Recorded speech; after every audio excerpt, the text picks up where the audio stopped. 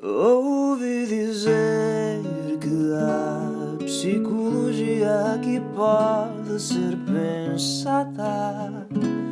Junta-te à neve, calcorreia esta estrada.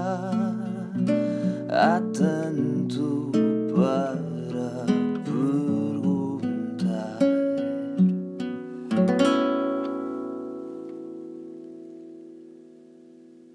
Olá, olá, esperamos que tenhas aproveitado as férias ao máximo. Nós voltamos em força com mais um episódio do podcast Ouvi Dizer da ANEP. Como de costume, estarão na minha presença a Beatriz e da Adriana. Hoje, com a presença do Dr. Óscar Gonçalves, a quem agradecemos desde já ter aceito o nosso convite, vimos desvendar um bocadinho daquilo que é a neuropsicologia da consciência. Dr. Óscar, no podcast Ouvi Dizer, damos sempre a oportunidade dos oradores e das oradoras se darem a conhecer um bocadinho aos nossos ouvintes. E neste sentido, se calhar começávamos por lhe pedir que falasse um bocadinho de si, também do seu percurso pela psicologia, como é que tudo isto surgiu. Ok, muito obrigado. Antes de mais, agradeço o convite para estar presente hoje aqui convosco. Dada a minha idade já provecta, eu ocuparei o podcast todo a falar da trajetória, portanto, dizendo simplesmente, eu sou atualmente professor na Universidade de Coimbra, na Faculdade de Psicologia da Universidade de Coimbra, andei por diversos sítios, formei-me inicialmente na Universidade do Porto, onde comecei a trabalhar. Depois fui para os Estados Unidos, estudei lá em várias universidades, fiz 2 doutoramentos, um doutoramento em psicoterapia, um outro em neurociências, e pronto, e tenho investigado nestas áreas, sobretudo das neurociências clínicas, e portanto é com muito gosto que estou aqui convosco hoje. Muito obrigada, Dr. Óscar. Antes de mais, e para situar quem nos possa estar a ouvir, qual é a diferença entre estar ou não estar consciente? Pergunta difícil e estamos a aperfeiçoar cada vez mais os métodos que nos permitem dirimir essa diferença. Mas desde lá, se calhar, a melhor maneira é definir o que é consciência, o que é estar consciente, não é? E talvez a melhor forma é pensar que a realidade para nós, do ponto de vista psicológico, não existe enquanto nós não representamos essa realidade. Não é? Lá fora existe um mundo potencial, lá fora é cá dentro, a experiência do nosso próprio corpo, por exemplo, existe um mundo potencial e a consciência é a capacidade de representar este mundo, não é? É estar vivo psicologicamente. Foi isto que os fundadores da psicologia, que começaram por estudar a consciência, procuraram clarificar, em que medida é que a psicologia era diferente da física. A física estudava a realidade, procurar compreender a realidade, a psicologia estuda a nossa compreensão da realidade. E a nossa compreensão da realidade é a consciência. Mas para responder mais claramente à questão da Beatriz, de facto, nós todos os dias morremos psicologicamente. Há períodos do nosso dia em que dá a ideia que nós morremos psicologicamente, porque apagamos-nos para esta capacidade de representação do nosso mundo, nesta alternância que nós temos entre o sono e a vigília. E, portanto, são estes momentos que no nosso cotidiano separam o sermos capazes de representar a nossa experiência versus estarmos psicologicamente mortos para esta experiência. Dramaticamente, em algumas situações clínicas, como o chamado coma, o estado vegetativo permanente, a pessoa está apagada, é como se estivesse neste sono, nesta morte psicológica. E, portanto, é isto que separa, sob o ponto de vista psicológico falando, a consciência, o estar consciente do não estar consciente. Depois, obviamente, há vários níveis e há vários marcadores destes níveis, e é isso que nós batalhamos por perceber. E quando pensamos, e vamos por estudar a consciência também à luz da neuropsicologia, como é que a podemos explicar? Ou seja, no que é que consiste ao certo e que aspectos é que são de salientar? Excelente questão, Adriana, porque de facto até aqui há poucos anos, há umas décadas, a neuropsicologia dava pouco à consciência.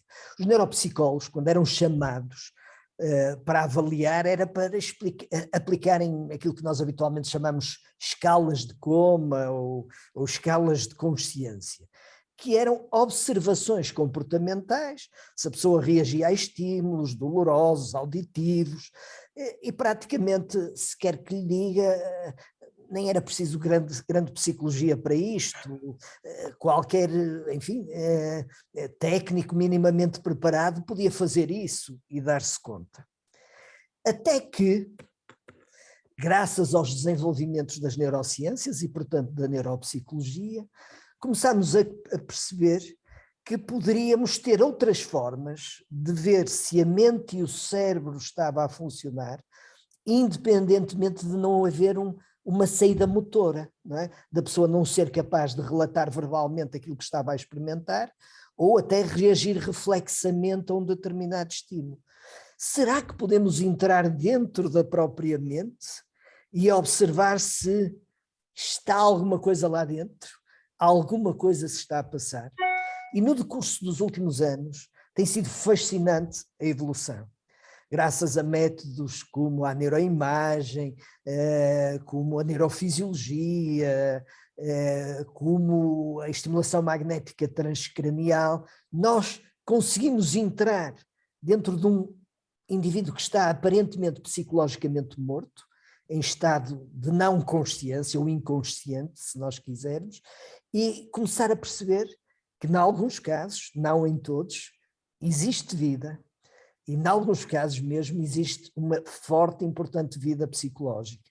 E, portanto, nem tudo o que aparentemente, para os médicos, para os enfermeiros, para outros profissionais, parecia ser um estado de inconsciência, enfim, diagnosticado como coma ou como estado vegetativo. Nós hoje em dia não chamamos de estado vegetativo porque tem uma conotação desagradável, chamamos de vigília não responsiva, são eufemismos que nós vamos politicamente corretos, mas que fazem algum sentido, mostrando que de facto pode haver ali uma dimensão não responsiva. Mas se me permitissem, eu até contava uma história, como é que isto começou, porque permite perceber quem foi que começou a abrir estas vias. Foi um colega nosso, chamado Adrian Owen, que trabalhava em neuroimagem, tinha acabado o seu doutoramento em neuropsicologia, fazia aquilo que os neuropsicólogos na altura faziam muito, e hoje também, a avaliação neuropsicológica, alguma reabilitação neuropsicológica, e como ele era um especialista em neuroimagem, tinha feito vários estudos em neuroimagem no Reino Unido, a determinada altura pediram-lhe para avaliar uma paciente que estava naquilo que se chamava estado vegetativo persistente, não é? Portanto, já há um período largo de tempo, julgo que uns anos, sem qualquer tipo de resposta, perguntando se era possível ele utilizar a neuroimagem para ver se de facto ela se apercebia de alguma coisa que há à volta. Porque, Beatriz e Adriana, o que acontece muitas vezes é que os familiares começam-nos a dizer coisas. Não, eu acho que ele está a reagir. Eu vi que havia uma lágrima quando eu contei uma história. Ele pareceu esboçar um sorriso.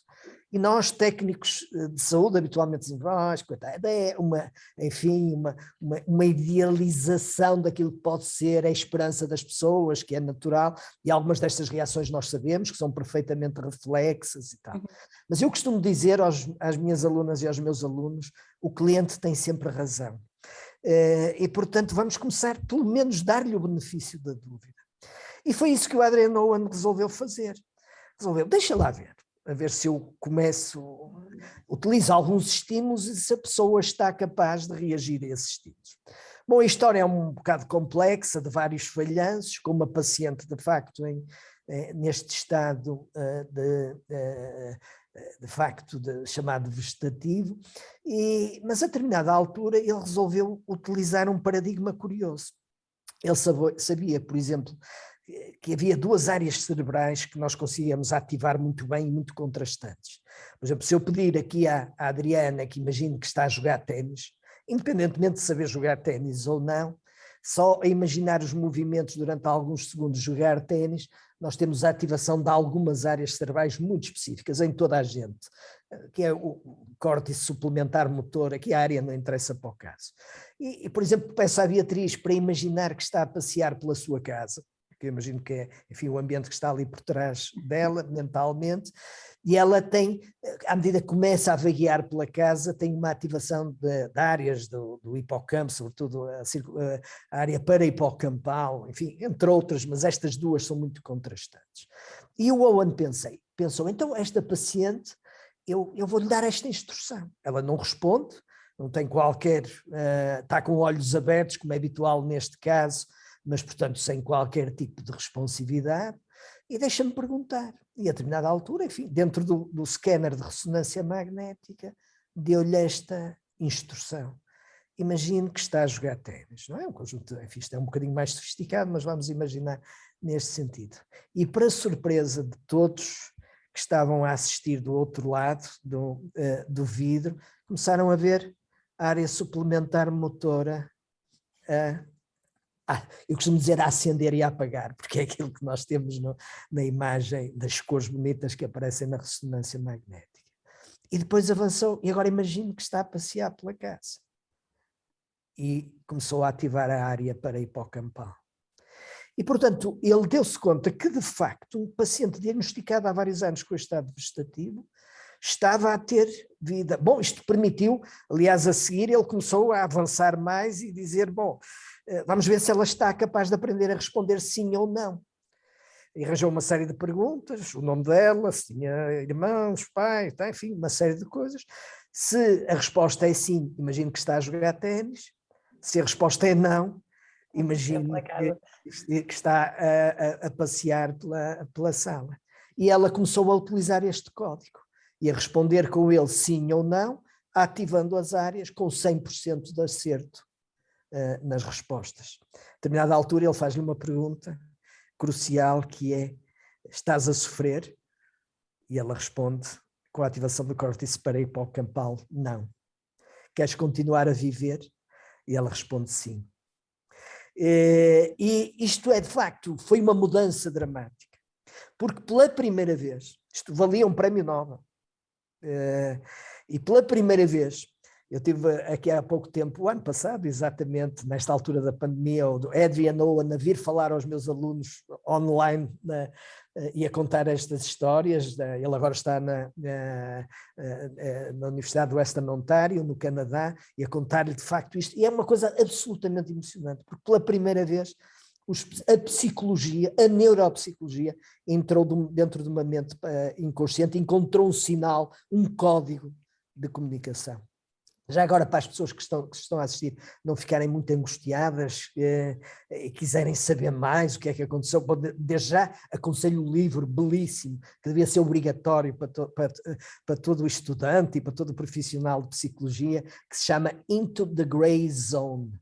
É entrar, grey, pegar em dois sentidos, na substância cinzenta, enfim, do cérebro e na área cinzenta entre a consciência e a inconsciência. Mas para as pessoas ficarem tranquilas, que é também algo de curioso, esta paciente evoluiu extraordinariamente e passou para aquilo que nós chamamos de estados mínimos de consciência e recuperou largamente. E, portanto, a partir dessa altura nós percebemos que havia pacientes que diagnosticávamos como estado vegetativo e estavam simplesmente naquilo que nós chamamos de estados de consciência mínima, ou seja, estados de dissociação entre a cognição e a ação motora, dissociação cognitivo-motora. E hoje sabemos que mais de 20%, e é para ser modesto, de pacientes que são habitualmente nos hospitais diagnosticados como estando em estado vegetativo, têm de facto algo a passar-se lá dentro e, portanto, têm um nível de consciência, mas é um nível de consciência coberta sobre a qual não conseguem comunicar. E esta, enfim, uma longa resposta para a sua interessante questão, foi o começo do grande contributo da neuropsicologia. E isto mudou as regras do jogo. Infelizmente ainda não mudou completamente, porque isto obrigaria a um protocolo. No outro dia estava a falar com colegas dos hospitais da Universidade de Coimbra, da emergencistas, de intensivistas, dizia que deveria obrigar a um protocolo com todos os pacientes que estão em estado alterado de consciência, ou seja, os neuropsicólogos deveriam ser chamados a fazer esta avaliação sistemática, utilizando esta e outras técnicas, não é? Que eu depois também posso falar, que também são interessantes. Um pouco na linha do que o Dr. Oscar estava a dizer agora, então é verdade que existem vários níveis de consciência. Como é que estes podem ser elaborados e que evidências neurológicas existem? Exato. Nós, de facto, temos vários níveis de consciência. Habitualmente, quando nós falamos em níveis de consciência, falamos essencialmente em 2 grandes níveis, não é? De estado normal de consciência. Não é? O nível em que estamos conscientes, que é o nível da vigília, em que vocês estão, em que eu estou aqui, e o nível do sono, não é? Em que, enfim, temos esse período temporário de apagamento da nossa consciência. E, portanto, habitualmente, de uma forma muito crua, são criados estes 2 níveis. Mas depois a gente começa a decompor. E essa é uma das áreas que com o meu grupo, tenho um grupo no Proaction Lab na Universidade de Coimbra que se chama o COMA Team, o grupo de investigação, as iniciais de COMA, é COIMA, que é Consciousness and Mental Awareness, e portanto que nós investigamos estes vários tipos de fenómeno, que é procurar desmultiplicar isto. E vamos desde logo ao sono. No sono é verdade que estamos períodos com essa perda total da consciência, como se estivéssemos com uma anestesia geral, não é?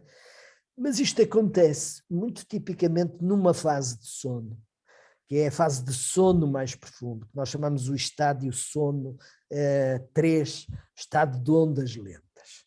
Mas habitualmente na continuidade desse estádio, várias vezes por noite, nós de repente, os nossos olhos começam a mover-se freneticamente de um lado para o outro, não é? E para cima e para baixo. Nós chamamos-lhe o sono REM, Rapid Eye Movement, o sono dos movimentos oculares rápidos, que é a fase do sono em que nós estamos a sonhar de uma forma mais elaborada. Hoje sabemos que também há sonhos nas outras fases, mas é a fase em que estão aqueles sonhos mais elaborados que a psicologia clássica, a psicanálise gostava de trabalhar muito, porque tem um conteúdo narrativo, emocional muito intenso, e que nós habitualmente nos lembramos com os nossos pesadelos. Nós habitualmente temos amnésia para os nossos sonhos, mas se somos acordados no momento em que acaba logo o sonho ou a meio do sonho, conseguimos relatá-lo com bastante fidelidade, não é?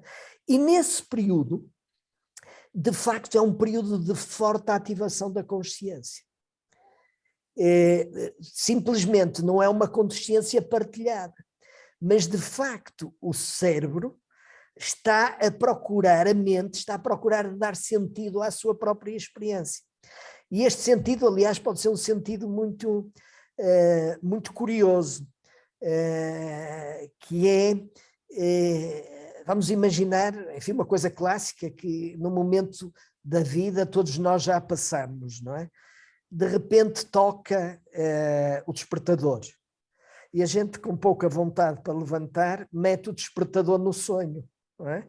E integra aquele barulho do despertador numa coisa qualquer que se está a acontecer no sonho. Ou então no sentido pior, vamos imaginar que a nossa bexiga começa a fazer uma forte pressão porque está cheia e começa a dar sinais ao nosso sistema nervoso central que são horas de esvaziar a bexiga. E nós rapidamente, numa ou noutra fase da nossa vida, integramos isto no sonho e começamos à procura de uma casa de banho no sonho, não é? E às vezes tivemos o azar de no sonho encontrar uma casa de banho, não é? E acabamos por sentir os efeitos secundários na forma como vamos despertar desse sonho. Quer isso dizer que há períodos durante o nosso sono que afinal nós estamos muito ativos. E o nosso cérebro está muito, muito ativo. Por exemplo, se nós estivermos a ver o EEG, não é? O EEG as ondas cerebrais são muito lentas, os ritmos cerebrais muito lentos em sono profundo, não é? De grande amplitude e de baixa frequência, e quando começamos a sonhar é como estamos agora, aqui. Portanto, estamos a dar conteúdo e expressão à nossa consciência. Aliás, há uma coisa curiosa que sobre isto já agora, para perceber que mesmo durante o sonho as coisas são complicadas. Uma coisa que se costuma habitualmente, costumo contar aos meus alunos, é o tipo de sono e as questões do sono em diferentes espécies animais. Em algumas espécies, por exemplo, em muitos cetáceos, particularmente os golfinhos, mas não só, há várias aves, adormecem com um hemisfério de cada vez, não é? Adormece o hemisfério direito, o hemisfério esquerdo está acordado para controlar o ambiente. Depois adormece o direito e passa ao hemisfério esquerdo. Reparem como isto é altamente económico e adaptativo em relação aos eventuais riscos, predadores, etc. E aqui até há uns poucos tempos pensava-se que isto não era característico dos humanos. Hoje em dia sabemos que nós também temos os hemisférios desconfiados. E vamos imaginar que a Beatriz vai passar a noite a uma casa dos conhecidos, dos amigos, ou um hotel em que é a primeira noite naquele sítio que não conhece bem. E se nós estivermos a analisar o seu registro cerebral, um dos seus hemisférios vai ter um sono menos profundo durante essas primeiras noites, enquanto não está suficientemente confortável. O que quer dizer que o nosso cérebro também vai tendo módulos que estão mais ativos e módulos menos ativos durante o sono, não é? E, portanto, há também durante o sono várias formas de estar consciente. E durante a vigília, temos também, nós podemos dizer, pronto, estamos conscientes, isto é o que interessa habitualmente ao neurologista, não é? Pronto, a pessoa está consciente, ótimo. Mas, sobretudo para nós, psicólogos e psicólogas, isto não é bem assim. Não é? Eu estou, por exemplo, ali a falar e vamos imaginar a Adriana, não é o caso, mas começa-se a cansar daquilo que eu estou a dizer e obviamente como ela já tem muito treino em psicologia, vai abanando a cabeça, portanto dando-me aqui fingindo que está e dizendo tal, mas a mente dela já partiu para outro mundo, entrou naquilo que a gente chama errância mental, não é? Mind wandering do inglês, e portanto começou a viajar. E acontece-nos muito isso, não é? Estamos numa aula e a mente, não é?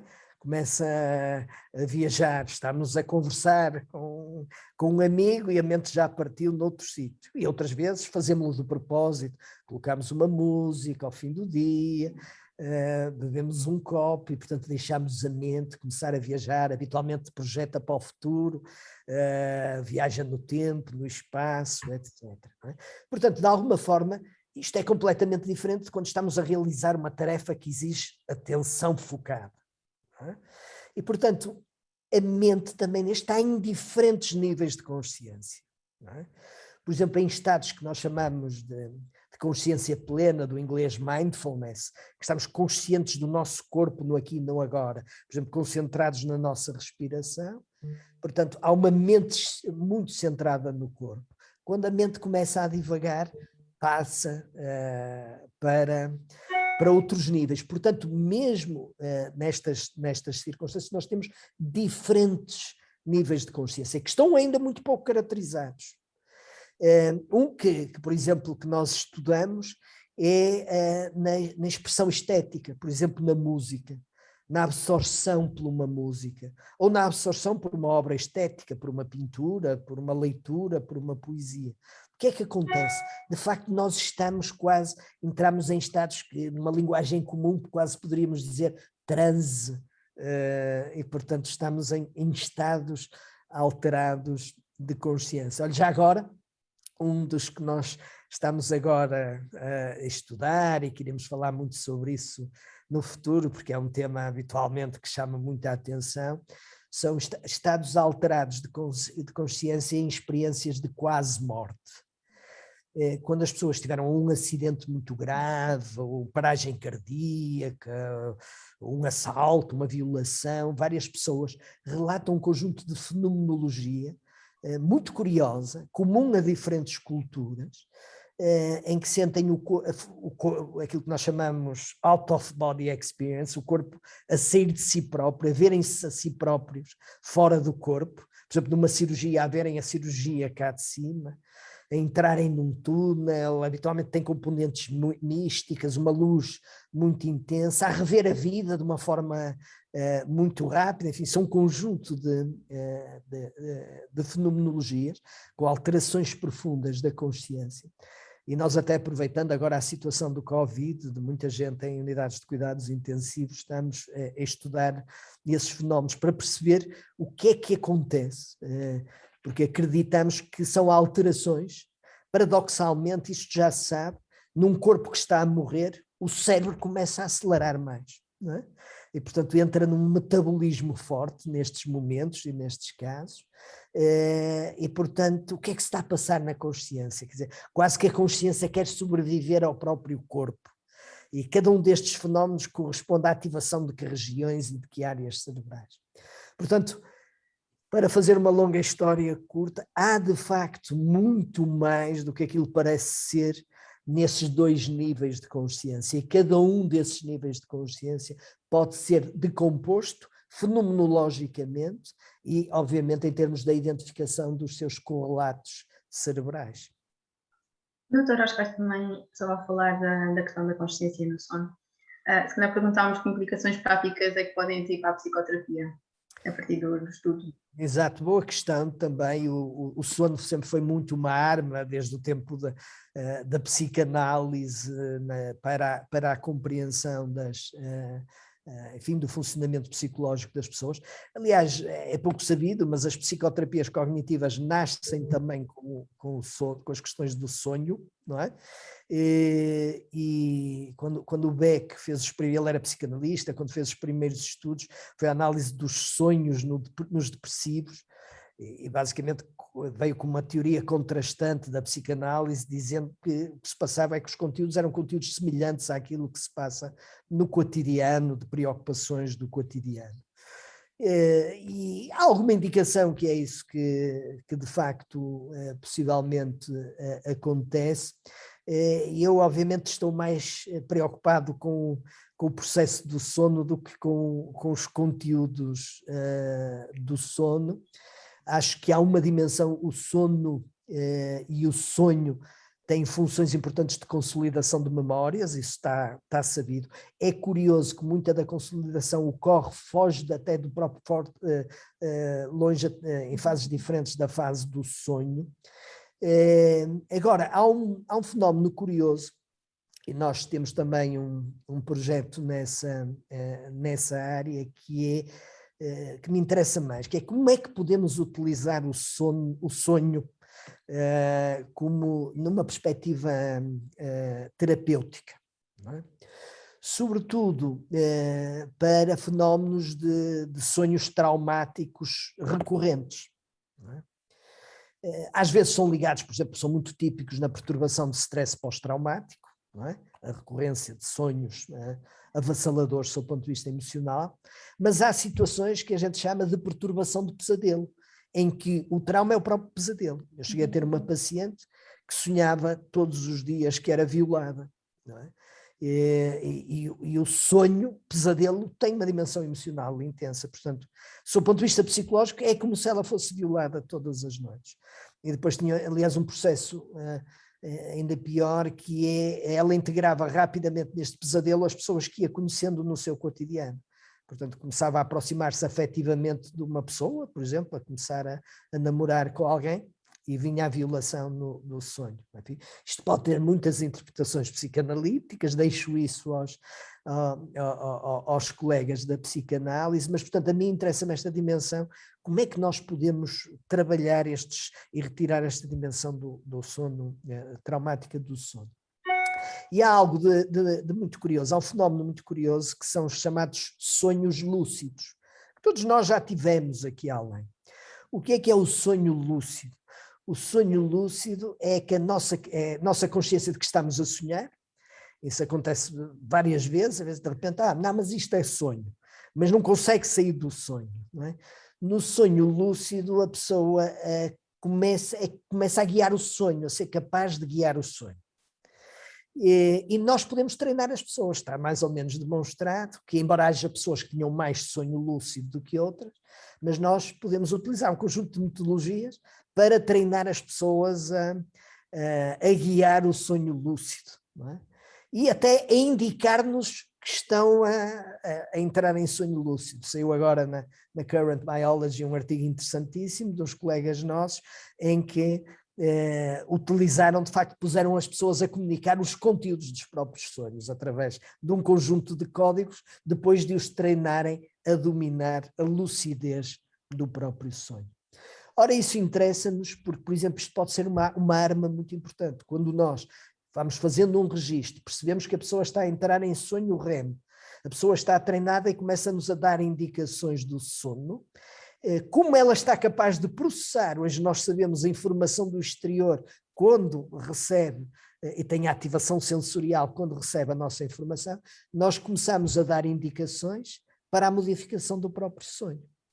E, portanto, através dos mecanismos do sonho lúcido, nós podemos modificar, enfim, o nosso objetivo, isto ainda está muito em ensaio, já há alguns estudos nesse sentido, começamos a modificar o próprio sonho e, portanto, ajudando a pessoa, primeiro através do nosso recurso terapêutico e depois ela própria, a redirecionar o próprio sonho, tal como no cotidiano ensinamos as pessoas a redirecionar as suas fantasias, os seus pensamentos, as suas dúvidas, que é esse o trabalho como psicólogas e psicólogos que nós fazemos com os nossos pacientes. Dr. Oscar, sabemos que na neuropsicologia algo que é bastante alvo de estudo é conseguir definir a mente, onde é que ela se encontra, o porquê de sermos conscientes e de termos essa capacidade. Tendo isto em conta, podemos desassociar a mente da consciência e qual é a relação entre elas? Pois, esse é aquilo que alguns filósofos dizem, o hard problem, e portanto eu temia que essa pergunta chegasse.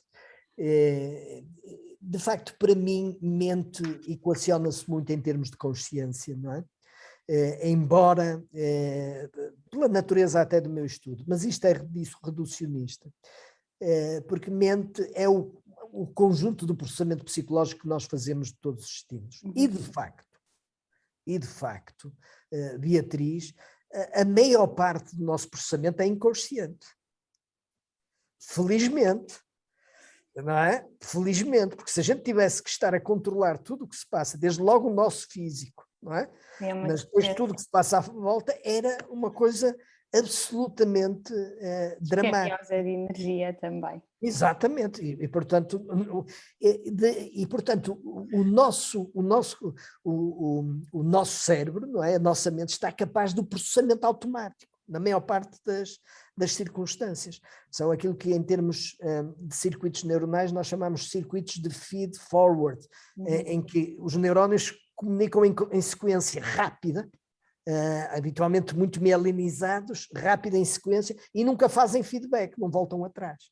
Isso é que nos permitem fortes respostas motoras, as respostas reflexas são assim. Olha, eu ontem estava a ouvir uma reportagem sobre pacientes que tiveram em ECMO e em unidades de cuidados intensivos, agora resultantes da pandemia, e que deixaram de saber falar, de saber andar, de ser capazes de comer, e eles a contarem o esforço, os meses todos, para reaprender isso tudo.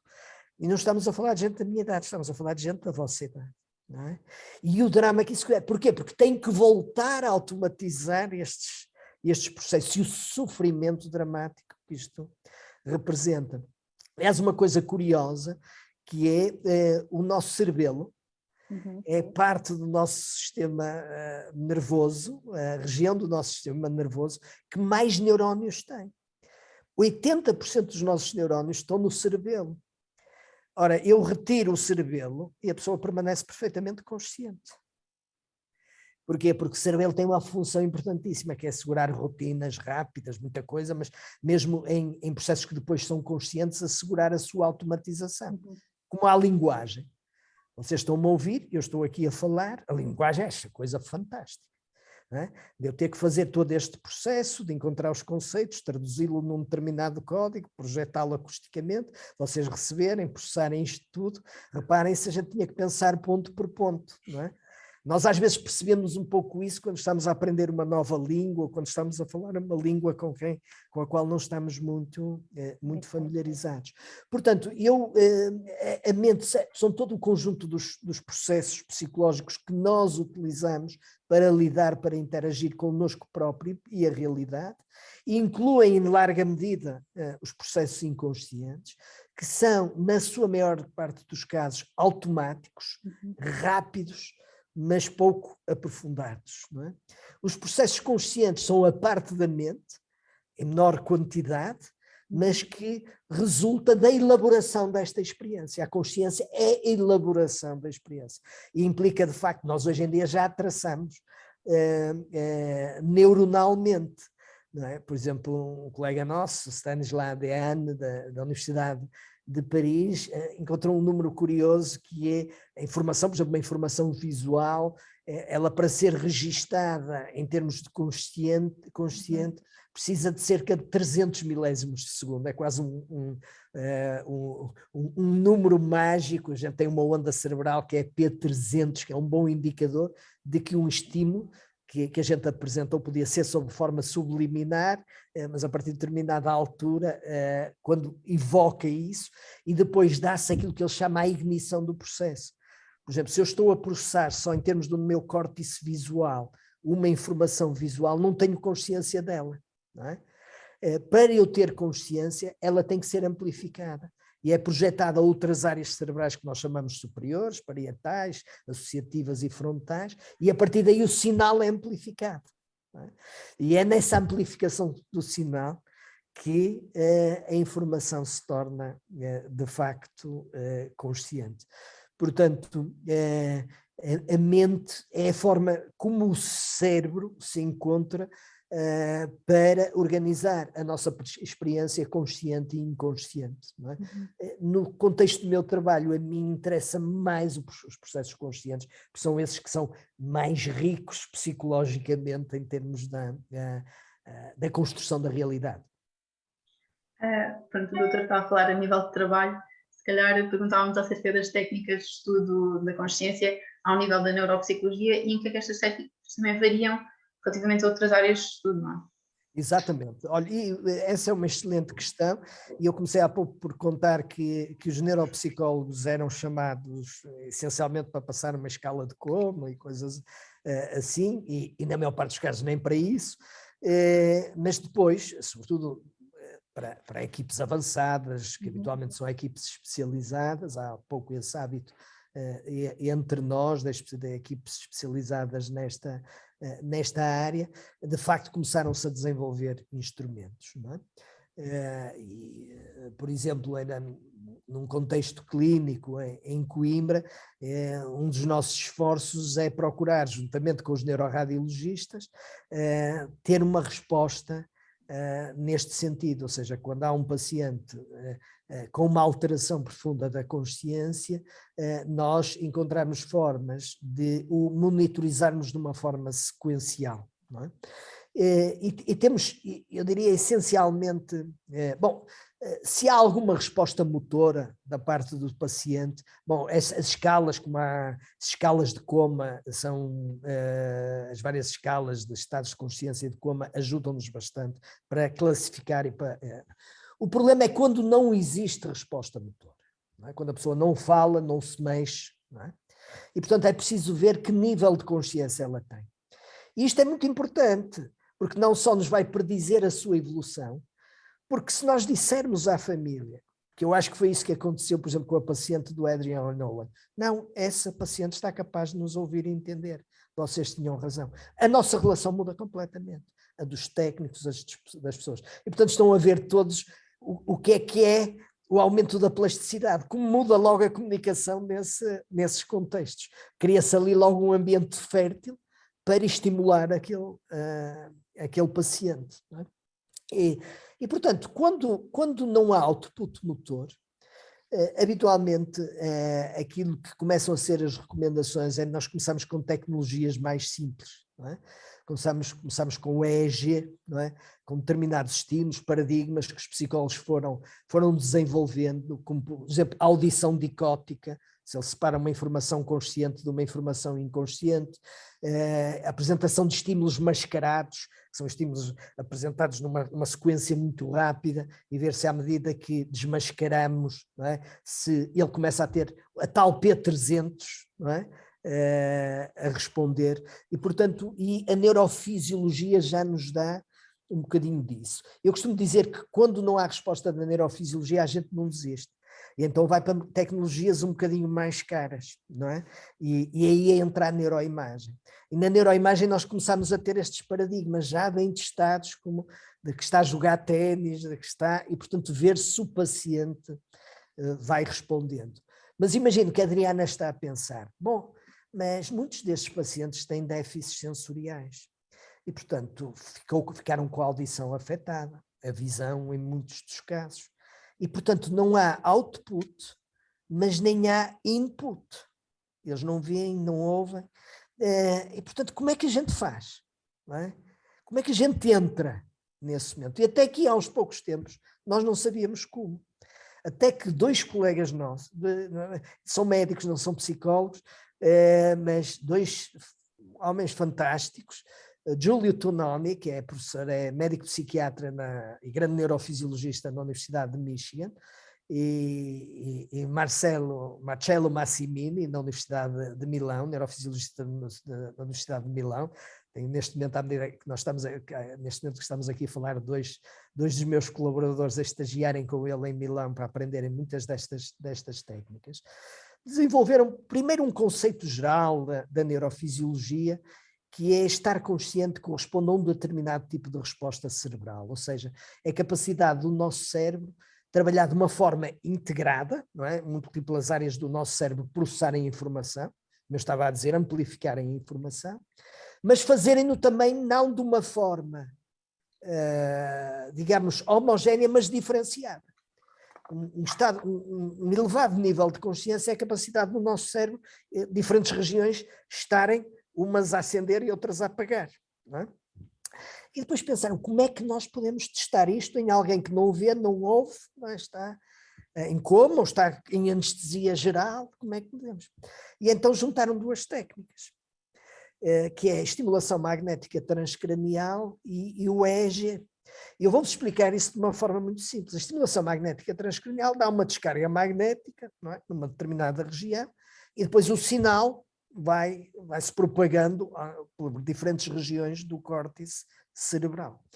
E eles desenvolveram este conceito. De facto, num cérebro que está capaz de estar consciente, se eu der a descarga em qualquer região a descarga magnética transcranial, a informação, um cérebro que está a processar bem, do ponto de vista consciente, será um cérebro em que várias regiões, todas as regiões, não só por baixo daquela região, mas todas as regiões vão responder, e vão responder de uma forma assíncrona. Não vão responder de uma forma estereotipada. Então juntaram o TMS e o EEG para analisar o sinal. E desenvolveram um algoritmo. Bem, isto depois é uma coisa mais complexa matematicamente para vos estar aqui a cansar, que é o índice de perturbação da complexidade, o Perturbation Complexity Index, que analisa a complexidade dessa informação. Aliás, do seu ponto de vista metafórico, transforma aquilo como se fosse uma pasta de zip. Quando nós zipamos se as files são muito complexas, não é? O zip demora muito a zipar, não é? Se as files são muito simples, zipa rapidamente, não é? São muitas files. E, portanto, eles têm um algoritmo que é um algoritmo de zip. Aliás, eles chamam isto de zap-zip. O zap da descarga e depois o zip. E depois quantificam este zip e encontraram um valor, que é 0,33, encontraram um valor que separa os estados de consciência dos estados de inconsciência. E foram testar sono e vigília, sono profundo e vigília. E depois pensaram, olha, vamos testar com anestesia. E deram midazolam, uma anestesia geral, e os pacientes quando se lhe dava a descarga magnética transcranial, só respondia a região exatamente por baixo e mais nenhuma região respondia. Deram outra anestesia geral, propofol, e só respondia também a alguma região. Deram outra anestesia geral, ketamina, e respondia ao cérebro todo de uma forma assíncrona. E porquê? Porque a ketamina é uma anestesia completamente diferente. Aliás, as pessoas relatam que estão em ketamina com sonhos muito intensos, às vezes até pesadelos, e portanto é uma anestesia que só é utilizada em determinado tipo de circunstâncias, quase como se a pessoa estivesse a sonhar aquele tempo todo. E reparem, conseguiram discriminar e quantificar numa pessoa que não está a ver, não está a ouvir, o estar consciente e o não consciente. E depois foram para perturbações de consciência. Pacientes em coma, sem responsividade, o índice de PCI muito baixo. Não é? Para indivíduos que estão naquilo que já é diagnosticado como estado mínimo de consciência, que têm algum tipo de resposta comportamental, sobe acima de 0,31. Não é? Alguns indivíduos, supostamente que estavam em estado vegetativo, alguns estão de facto com níveis muito baixos, outros estão ali valor borderline e outros estão acima, ou seja, não estão em estado vegetativo. E curiosamente os que estão em valor de borderline muitas vezes depois evoluem para valores superiores. E com isto, e reparem, eles conseguiram fazer isto, parece uma coisa mágica, com 0% de falsos negativos e 0% de falsos positivos. E com isso eles conseguiram quantificar estados de consciência em indivíduos que não temos que lhes apresentar estímulos, em indivíduos que nós não temos nem no in nem no out. E portanto dei-lhe 3 exemplos aqui, não é? Começando com as escalas de observação mais comportamental, 4 até, neurofisiologia, neuroimagiologia, e estimulação magnética transcranial, EEG, que nos permitem abordar de uma forma diferente. E isto abre um conjunto de esperança fantástica para o nosso trabalho. Doutor, quase a terminar, há alguma ideia que gostasse de reforçar ou alguma mensagem que gostaria de deixar à nossa comunidade e a quem nos possa estar a ouvir? Sem dúvida, Beatriz, é sobretudo que penso que estarei a falar essencialmente para estudantes e jovens psicólogos e psicólogas, dizer-lhe que, de facto, se escolheram a psicologia, apesar de todas as dificuldades, escolheram uma profissão fascinante. E que estejam abertos a estas grandes mudanças, não é? Do pensar fora da caixa da psicologia, que obviamente com respeito por tudo que foi feito por quem nos antecedeu, mas que há um caminho extraordinário a percorrer, graças às tecnologias que nós fomos desenvolvendo, e que nos permitem abordar os pacientes hoje em dia de uma forma completamente diferente. E é muito importante, são terras de ninguém, é muito importante que os psicólogos, que as psicólogas abracem estas técnicas, abracem estes domínios, porque eles permitem criar um horizonte de esperança completamente diferente para pacientes que muitas vezes foram vistos como intratáveis. Quase a termina também, é chegado então o momento da nossa rubrica, que consiste na partilha de um livro, que o Dr. Oscar também já sugeriu, um filme ou outro recurso cultural ou artístico, por parte do orador, neste caso convidado, acerca da temática que estivemos a conversar. Posto isto, Dr. Oscar, que sugestão é que gostaria de poder partilhar com quem nos está a ouvir?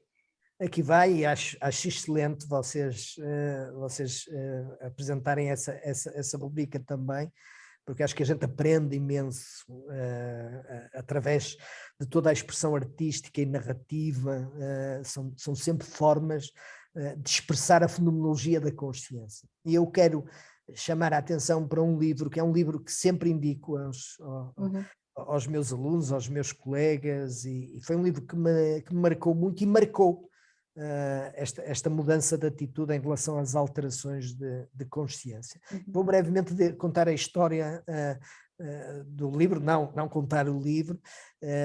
Foi um livro escrito por Jean-Dominique Bauby. O Jean-Dominique Bauby era o diretor chefe da revista de moda Elle, francesa, e com 40 e poucos anos, salvo erro, teve um acidente vascular massivo e ficou em coma,